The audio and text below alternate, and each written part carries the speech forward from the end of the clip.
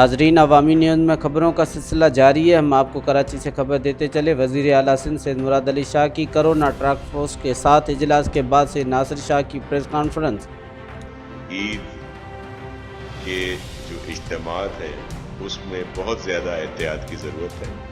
اور chief minister صاحب نے آج جو گورنمنٹ آفیشلز ہیں یا پھر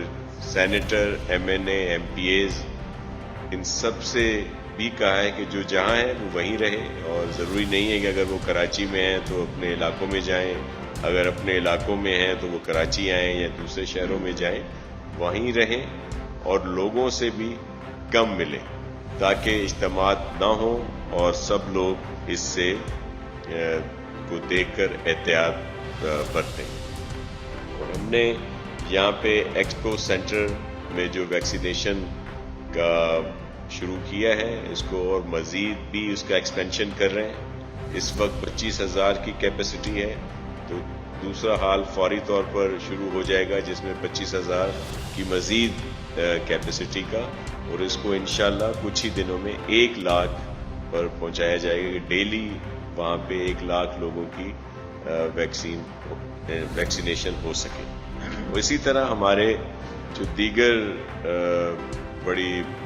ڈویژنل ہیڈ کوارٹرز ہیں، وہاں کی جو ہاسپٹلز ہیں، وہاں بھی اس فیسلٹی کو مزید بڑھایا جا رہا ہے تاکہ زیادہ سے زیادہ لوگوں کو ویکسینیشن کر سکیں۔ اور میں آپ کے توسط سے ویسے بھی